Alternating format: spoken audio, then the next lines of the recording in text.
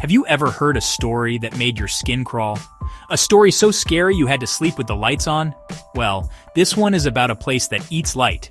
It's a tunnel, but not just any tunnel. This one is hidden deep in the Blackwood Forest, far from any road or town. The locals have a name for it. They call it the Tunnel Without End. They say, if you go in, you never come out. They whisper that it's a one-way trip to nowhere, or maybe somewhere much, much worse. The entrance is a perfect dark circle carved into the side of a mossy hill. It looks like a giant mouth waiting to swallow you whole. No one knows who built it or why. It doesn't appear on any map, old or new. It's just there. For as long as anyone can remember, it has been a local legend. Parents tell their kids scary stories about it to keep them from wandering too far into the woods. They say strange winds blow out of its dark opening even on the calmest days. They say you can hear faint whispers if you stand too close, like the tunnel is trying to tell you a secret. A terrible, awful secret. It's a place of pure mystery, a black hole in the middle of the green forest, promising adventure but delivering only dread. The legend says the tunnel is hungry. It doesn't just take people, it takes their hope, their light, and their memories. They say time works differently inside. A minute could be an hour, or an hour could be a lifetime. The people who live nearby don't go near it. They build their fences a little taller on the side facing the forest. They lock their doors a little tighter at night. They know that some things are best left alone. The Tunnel Without End is one of those things. It sits there silent and patient, waiting for someone curious, waiting for someone brave, or maybe just someone foolish. So, what would you do? If you found a tunnel that promised a great mystery, would you walk away? Or would your curiosity get the better of you? Would you want to be the one to solve the puzzle? To find out what lies at the end of the Tunnel Without End? Most people would say no, most people are smart, but some people aren't. Some people hear a warning and think it's a challenge. They see a locked door and just have to find the key. And that is where our story truly begins. With 3 teenagers who thought they were smarter than a legend. The year was 1983. The summer was hot and sticky.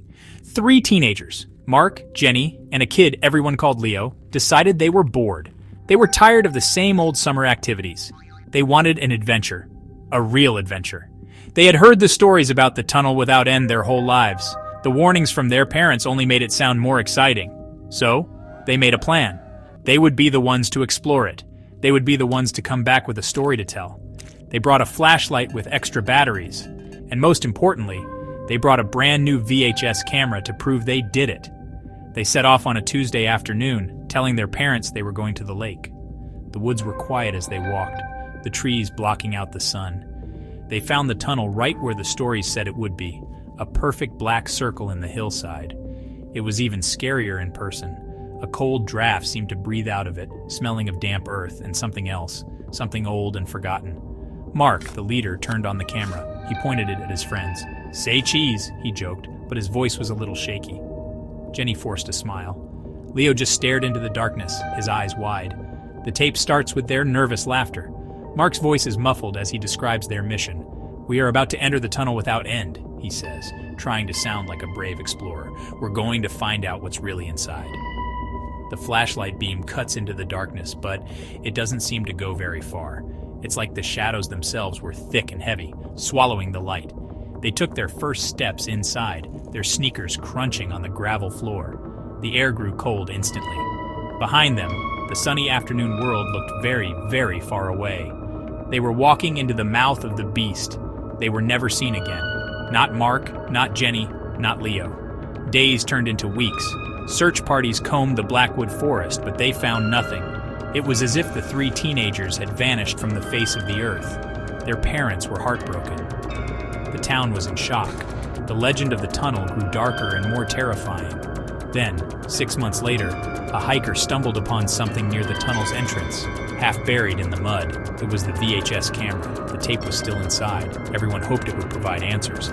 But the footage on that tape only created more questions. Horrifying questions. An archivist named Arthur was given the tape.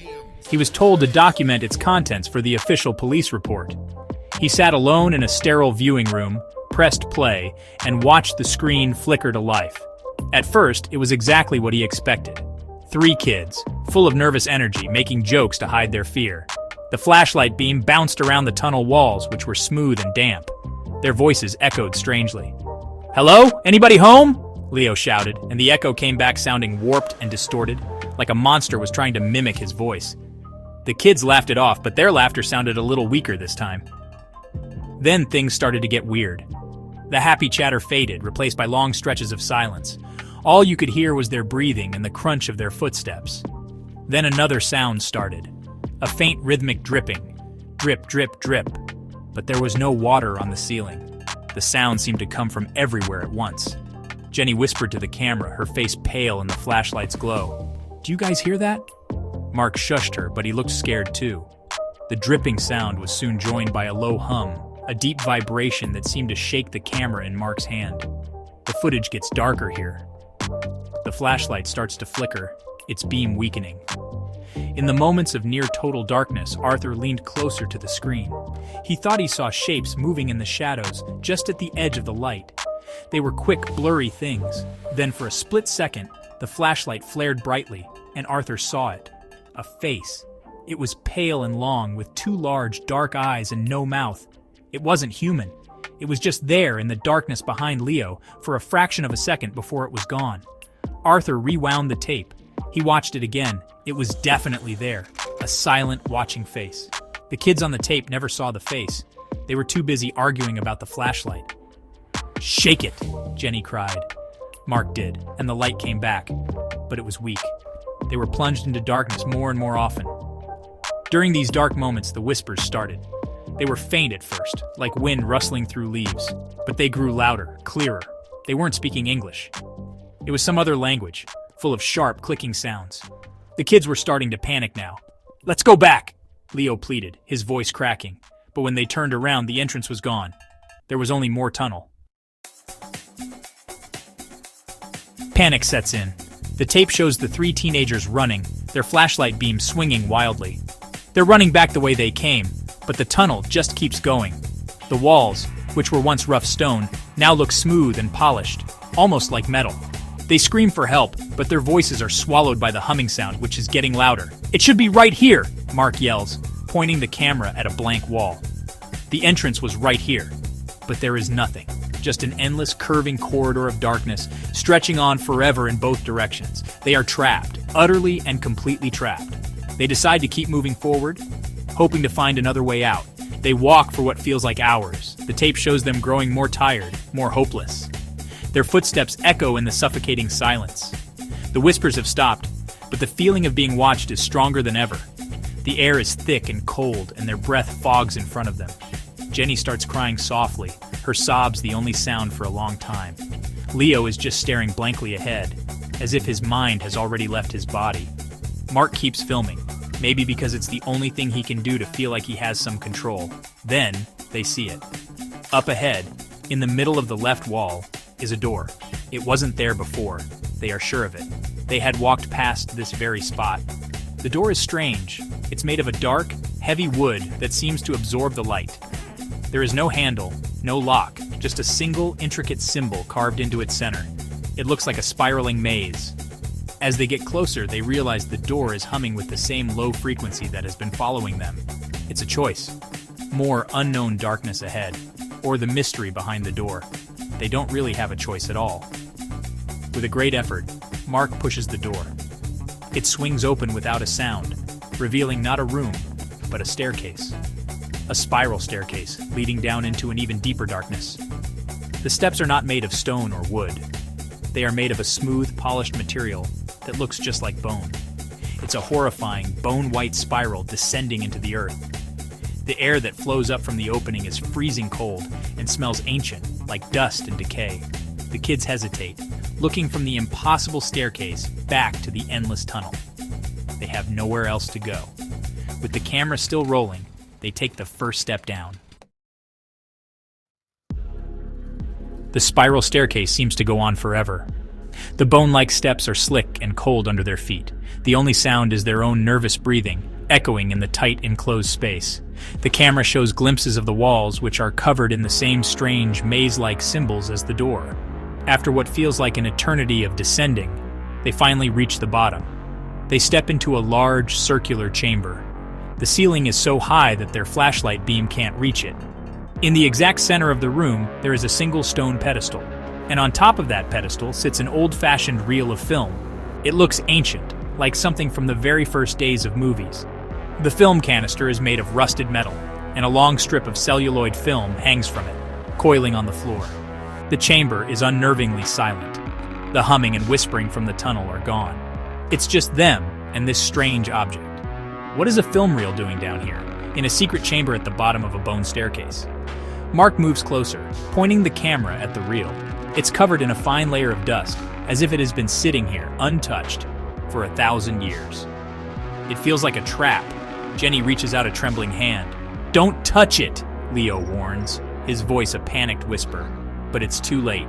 The moment her finger makes contact with the cold metal of the canister, something happens.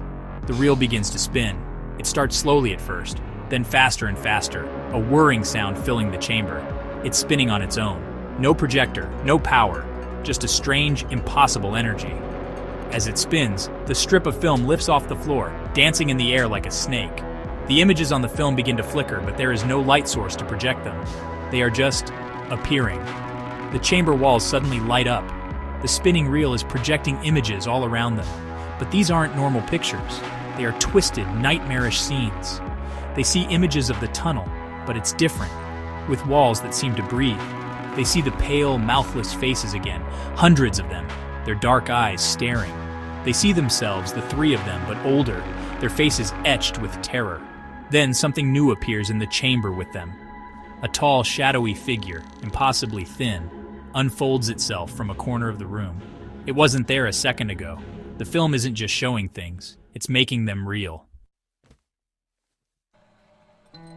The tape becomes a chaotic nightmare. The camera shakes violently as the teenagers scream. The shadowy figure takes a step towards them, its form shifting and unsteady, like a heat haze. The projected images on the wall are changing faster and faster. They show the kids running, but they are running through places they have never been. A hospital corridor, a desolate playground, a room where the furniture is stuck to the ceiling. The camera whips around, and for a moment the chamber is gone. They are standing back in the tunnel again, but the door is gone. The pedestal is gone. The shadow is gone. It's as if the chamber never existed. They are completely lost. The tunnel is no longer a simple corridor. It twists and turns in impossible ways. They will walk for a minute and end up right back where they started. They will turn a corner and find themselves looking at a reflection of their own backs, as if the tunnel has folded in on itself. The geometry of the place is broken. The tape records things that make no sense. At one point, the camera is pointing at Jenny, but Mark's voice is heard on the tape saying, "I'm so scared." But Mark is standing right next to her, his mouth closed. The tape is recording things that aren't happening, or maybe things that are happening in another time. The tape shows them finding the entrance again. The bright, sunny daylight is pouring in. They run towards it, crying with relief, but as they get closer, the circle of light shrinks, closing like the iris of an eye until it's just a pinprick, and then it's gone. They are left in total darkness again, their hope crushed. The tunnel is playing with them. It's feeding on their fear.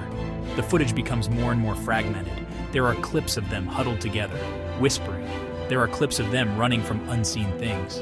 There is a terrifying moment where the camera is dropped and it records the ground as you hear their screams getting farther and farther away. The final minutes of the tape are the most disturbing. The camera is lying on its side, pointing at a wall. The only sound is that rhythmic dripping from the beginning. Drip, drip, drip. Then a shadow falls over the lens. One of the pale, mouthless faces leans into the frame. It stares directly into the camera for a full minute, its dark eyes seeming to look right through the screen, right at Arthur, the archivist watching it. The face is curious, not angry. It tilts its head as if studying the camera. Then the tape cuts to static. That's the end. Arthur sat back in his chair, his heart pounding. The story wasn't over. For him, it was just beginning. Arthur locked the tape away in a high-security vault. He labeled it as evidence and tried to forget what he saw, but he couldn't. The images were burned into his mind. The pale face, the spinning reel, the impossible tunnel. He started having nightmares.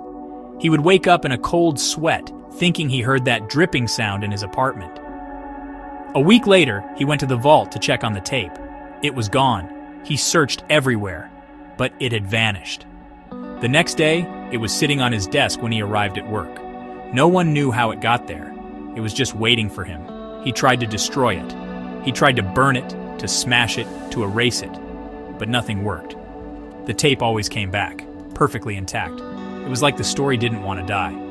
Then, something even stranger happened. Late one night, televisions all across the country flickered. For just a few seconds, the regular programs were replaced by a new broadcast. It was footage from the tunnel.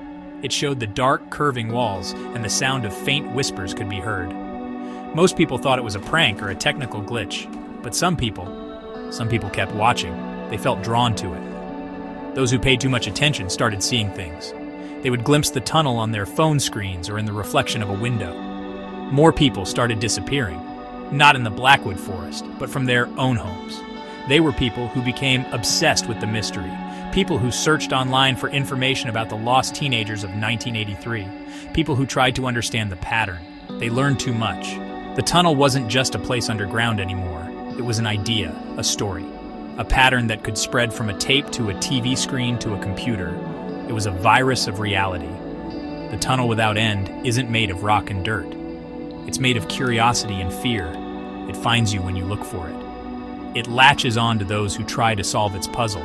It isn't a hole in the ground, it's a hole in the world. And the more you learn about it, the closer you get to its entrance. You've read this story now. You know about the tape, the faces in the door, the pattern has been shown to you. So let me ask you one last question. Reader, beware. You're in for a scare. Are you sure the tunnel is out there, in some dark forest? Or has it always been coiled silently, waiting, inside your own mind?